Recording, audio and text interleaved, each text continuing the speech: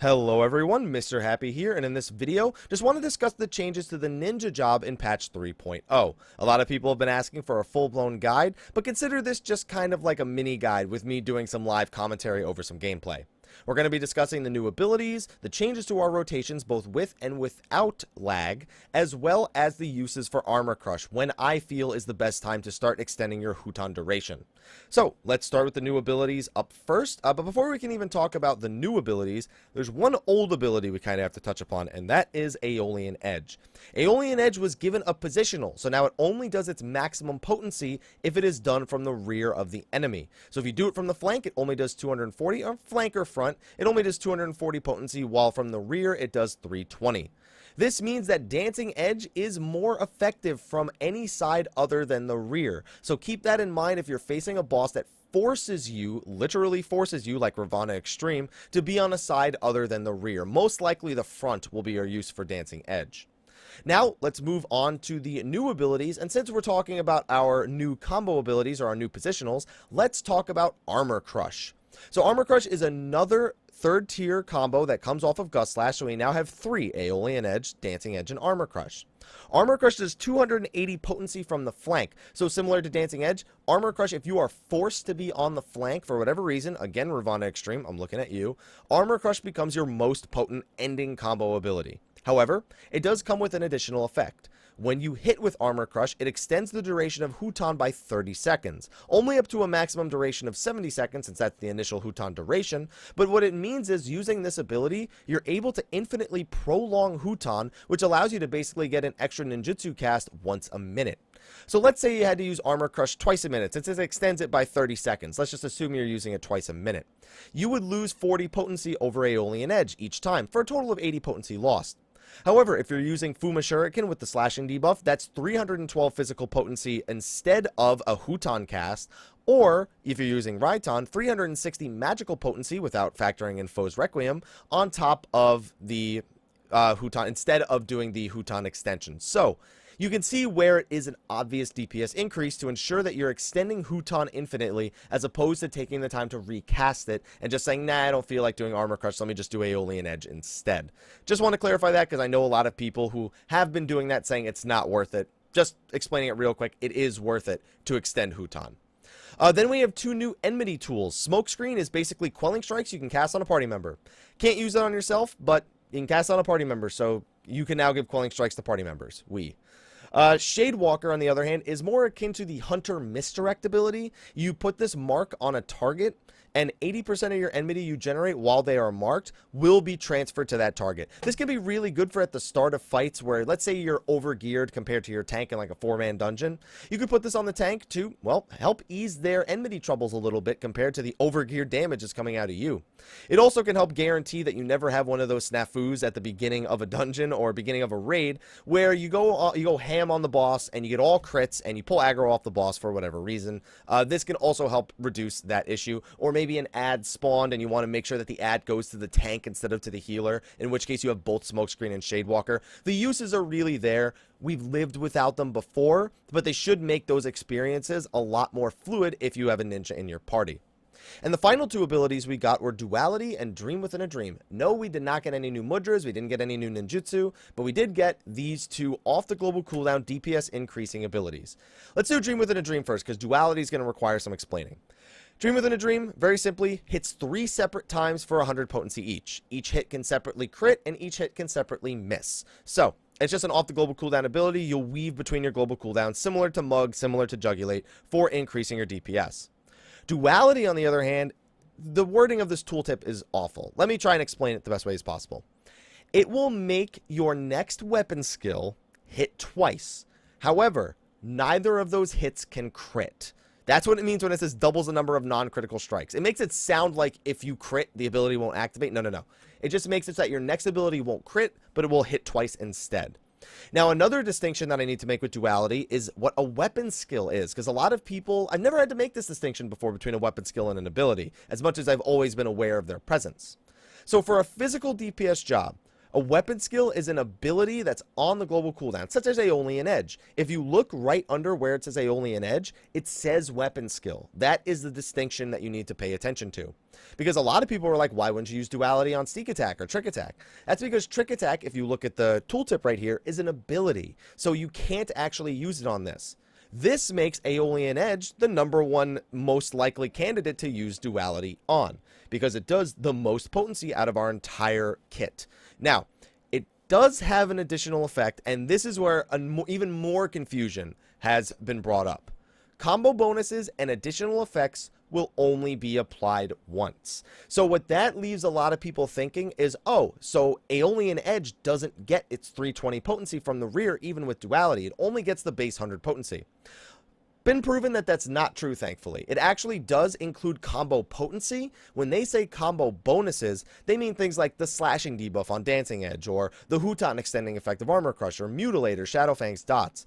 It doesn't change the combo potency, so you will still get the 320 full potency. Let's showcase that real quick, because some people are going to debate that and say no, that's not it. You don't get the 320 potency. So let's just do a few Aeolian Edges on this dummy right over here. All right, 1479. Let's do a few of them so we know kind of what the range is of our Aeolian Edges in my exact gear, just so we have a point of reference. 1500, 1479, 1500. Let's do 4 or 5 of them. That way we can just be 100% sure that it's absolutely applying it. The crit kind of throws it off because I can't crit with duality on. So we can't even use that number. That number is useless in this case. 1561, so between 1479 and 1561 we're looking at it. Probably go a little bit lower, a little bit higher. We're not testing min-maxes here. But that gives us a rough idea. So on my next Aeolian Edge after this one, let's duality and see how hard it hits. Not this one, the next one. 1538. All right, let's duality the next one right here. Right here, duality, and 1489 to 1546. It's pretty clear that it was fully benefiting from the combo potency, so hopefully that clears that up for anyone who was still debating whether or not it actually worked like that. So those are all of our new abilities, so really the next thing to talk about is our new openers. Now, I am in White Brim in Corthus. This is probably one of the least laggy zones for ninjas, probably because there's not as many packets to send with all the snow. It's probably rendered in a certain way that makes it very easy to load, therefore reducing the ping between our mudras. Another thing that comes into effect here is latency. If you have a high latency, this first opener I'm going to do, it's not going to work, because well, it's just not, because you won't be able to put two in between. You won't be able to put 2 abilities in between the global cooldowns, and that's really what this opener I'm about to do really hinges on. I'm still waiting for the duality cooldown, which is just about 30 seconds right now. So let's get into position. So same thing as before. In case you're wondering, I am going to include both the without lag and with lag openers in a document under the video. So same as before, you Huton about 15-17 seconds before the pull. This is easier to do in organized content. When you're not in organized content, that very rarely ends up working out timing wise, but you're going to see in a second here that we're just going to do a lot of weaving in between the global cooldown here. If you recognize my 2.45 opener, you'll recognize this one as well. Let's go. So we get blood for blood and internal release. We pop our potion, dancing edge, trick attack. Do that, slight delay. There we go. Kasatsu. Let's get a Raiton in there. That was actually a mistake that I made right there. And we are good to go. That was our opener. There was one slight mistake that I made, and I'll make note of that if you go back and watch the video. And that was my use of Jugulate instead of Mug. It was just, I should have used Mug there instead of Jugulate. Don't know why I didn't do it that way. But doing it live, whatever. We'll do it live! Regardless, and then I'll just end it with an Armor Crush. Why not? So, that was the opener. I'm sure if you've seen my other opener, it looks almost exactly the same. The only real difference in your opener is that you dream within a dream before Mug or Jugulate, and that you duality before Aeolian Edge. Those are the only differences there in that opener. So, you'll know, I also did one thing different from my 2.45 video. So, Farana, another ex-ninja, now playing Summoner, made me aware of this back after my other guide came out, is that when I was fitting Kasatsu and Trick Attack in between the same global cooldown by doing Kasatsu and then Trick Attack, my Shadowfangs weren't actually benefiting from my Trick Attack because of the animation it takes for Trick Attack to actually apply. So what I did there is, instead of trying to fit 2 global cooldowns between, I wait until about half of the global cooldown between abilities is gone, and then I did Trick Attack. What that made it able to do is, It was waiting just long enough to make sure that Shadow Fang was going to benefit from Trick Attack. It made it so it wasn't so early also that I wouldn't be able to get the Aeolian Edge in. That opener, I had Shadow Fang, Raiton, and a Duality Aeolian Edge all within that 10-second window of the Trick Attack, as well as a Mutilate and all that other stuff. On top of that, also, just as soon as I had gotten my Kasatsu'd Raiton out of the way, instead of going into Mug or Jugulate, I did Dream Within a Dream first, since it's my longest cooldown, it's my hardest hitting ability. Wanted to get that out of the way. Now, one thing I made a mistake was I did Dream Within a Dream and Jugulate within the same off the global cooldown. I should have done Dream Within a Dream and Mug, and then paired Jugulate and Duality between the next one. Luckily, you can, since these, again, are abilities and not weapon skills, you can pair them in the same off the global cooldown as Duality and still get it to function just fine. So, again, I know that was really fast, so I will include that in the description of the video. And this next opener, I'm going to have to wait a couple of minutes to do, so I'll be back in a couple of minutes once my X potion is off cooldown. Alright, so my potion is close enough to being off cooldown now, where we can go into the opener with lag. Now again, this isn't that much different from my 2.45 video. The only difference is weaving in Dream Within a Dream before we weave in Jugulate or Mug, and weaving in Duality before Aeolian Edge. It's really no different, but I'm going to do it just for the sake of doing it. So again, Huton before the pull. It's going to look pretty strange because I'm not going to have lag while I'm doing the lagless opener. And I will make note of one specific part at the end. I'm going to do it differently, but I'm going to explain the difference between using Fuma Shuriken and Raiton in your opener. So, again, waiting till right about here. Pre-pull with Blood for Blood. Internal release there. Potion there. Trick Attack there. Same thing, wait for the delay right here like I explained before. Kasatsu. Raiton. Just one. Dream Within a Dream. Duality. This is where things get kind of shaky, because now I can't get Jugulate or Mug in between the global cooldowns because Duality and Dream Within a Dream are just more important. So, that was it. It looks very similar to the without lag opener. The biggest difference being that you are only putting one ability between your global cooldowns instead of two. So they have to be spread out a little bit differently. Blood for Blood will come before Spinning Edge, as opposed to coming in the same global cooldown. So basically, before you even necessarily start the fight, just before you hit for the first time, you're popping Blood for Blood. Internal release between the first set of global cooldowns. Then we have your Potion between the second set.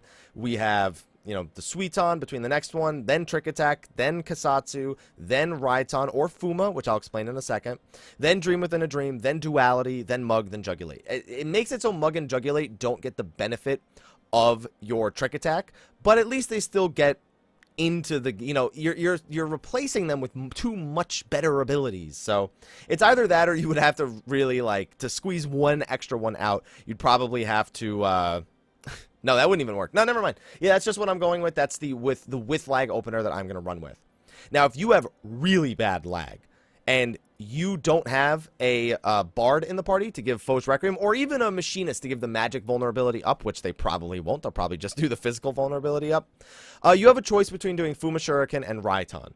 Fuma Shuriken is pretty much the go-to ninjutsu as long as the slashing debuff is on, because it benefits from the slashing debuff and it benefits from your poisons, which gives it a total potency of about 312, not too far behind the 360 of Raiton. However, it's worth mentioning the biggest thing that Fuma does is it makes it so that it does not interrupt your global cooldown. If you have lag and you try to do Raiton, it looks something like this. And that can really cut into your global cooldown and reduce damage. So if you have a lot of lag and there is no magic vulnerability changes on the enemy, whether it be foes, whether they have a passive resistance to physical versus magical vulnerability similar to turn 11, Fuma will be your go-to choice. Fuma will make it so that you can get that Aeolian Edge within Trick Attack. If you have the Foes Requiem, go with Raiton in that Kasatsu. Go with Raiton as long as Foes is up.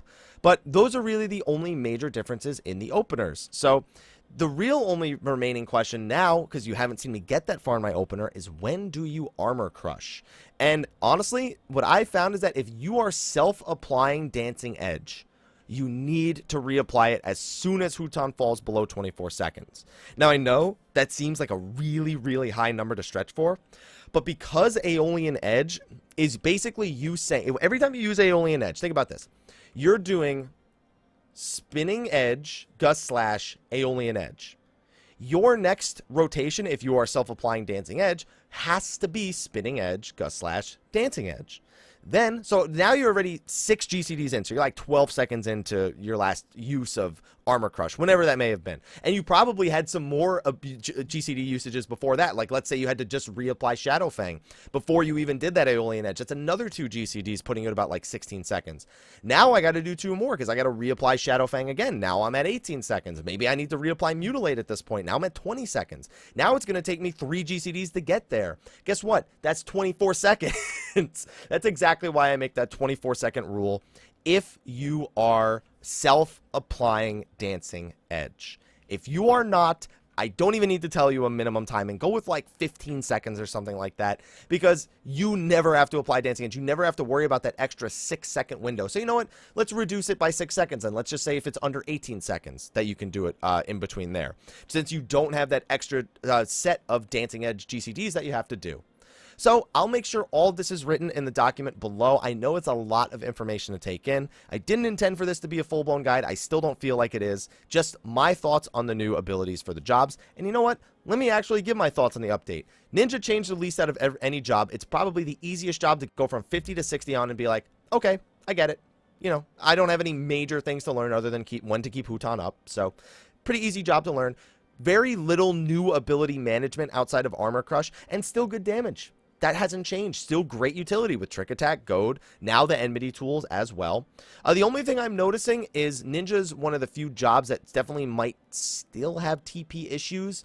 Some other jobs had that mitigated a little bit, and since I can Goad another target, like if a Dragoon's in my party, I can give him Goad. That'll help mitigate his TP issues, of course. And then, of course, having a few new abilities as well, they have a little bit more breathing room. Ninjas didn't really get any extra breathing room on their TP usage. So it's going to be interesting to see if they make any changes to that going forward. I don't necessarily think they do. The Extreme Primals were designed in such a way where TP is not an issue. Curious to see how it works out in Alexander Normal, though. But regardless, it's an issue that if it comes to light later, it comes to light later. And you know what? We find a way around it because, you know, we want to play Ninja. Anyway, thank you for watching this video. Be sure to like, favorite, subscribe, and share. And I will see you all in the next one. Got some Astrologian videos, got some more Ninja videos that are going to be coming your way. So don't worry, got plenty of stuff on the way. Anyway, thank you for watching. And until next time, take care.